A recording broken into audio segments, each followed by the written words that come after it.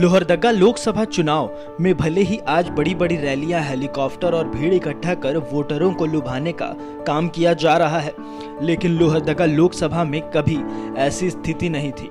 उम्मीदवार 1000 रुपए भी खर्च नहीं करते थे, बल्कि महीनों क्षेत्र का भ्रमण कर लोगों से मिला करते थे। बैलगाड़ी, पैदल यात्रा कर वोट देने की अपील लोगों से किया करते थे।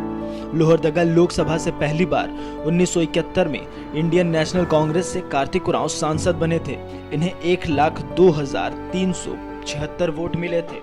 इसके बाद कार्तिक उरांव 1980 में 1,29,038 वोट से इंडियन नेशनल कांग्रेस के बैनर तले जीत हासिल की थी। कार्तिक उरांव के निधन के बाद सुमति उरांव 1984 और 1979 में इंडियन नेशनल कांग्रेस पार्टी से जीत हासिल की थी। सुमति उरांव को 1,57,284 और 1,48,320 वोट दोनों बार मिला था।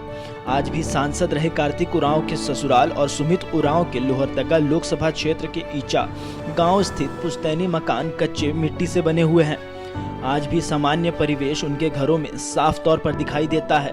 इनकी ईमानदारी और समर्पण की आज भी पूजा की जाती है। कार्तिक उरांव और सुमित उरांव के कार्यकाल में ईमानदारी, निष्ठा, समर्पण और विश्वास साफ तौर पर झलकता है।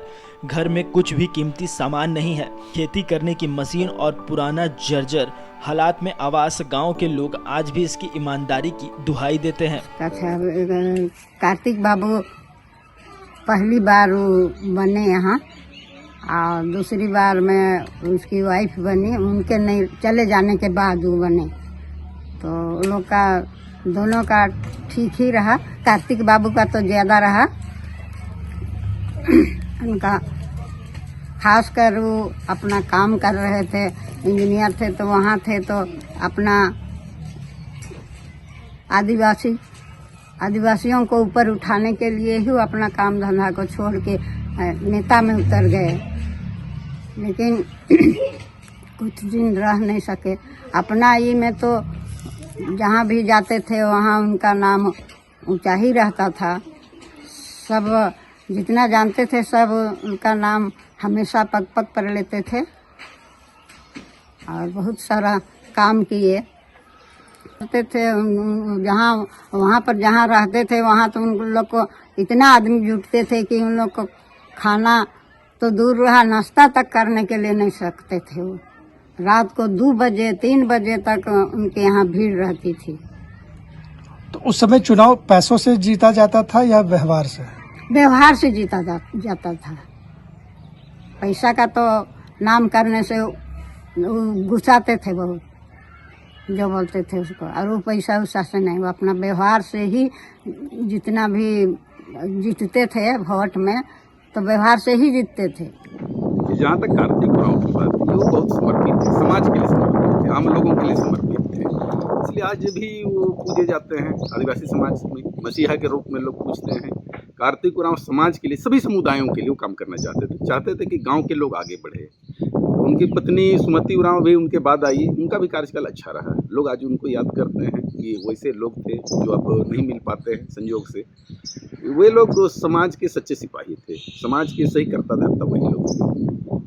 अब दुर्भाग्य है कि वैसे लोग हम लोग के बीच में नहीं है, उसका अफसोस है हम लोग।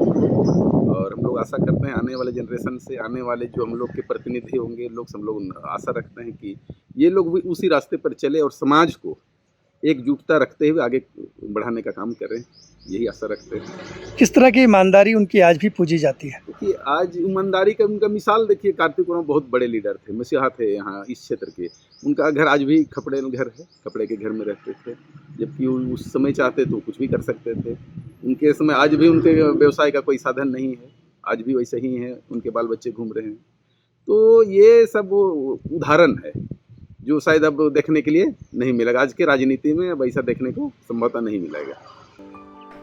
कार्तिक उरांव को करीब से देखने वाले बताते हैं कि सामान्य परिवेश और भोजन इनकी पहचान थी। भले ही वर्तमान समय में लोकसभा चुनाव के दौरान वोटरों को दिन भ्रमित कर झूठे और सपना दिखाकर वोट मांगा जा रहा है, लेकिन एक ऐसा समय भी था जब उम्मीदवार अपने किए हुए कार्यों को लेकर वोट मांगने गांव-गांव और घर-घर जाया करते थे। फिलहाल द न्यूज़ पोस्ट में इतना ही। रांची से ब्यूरो रिपोर्ट।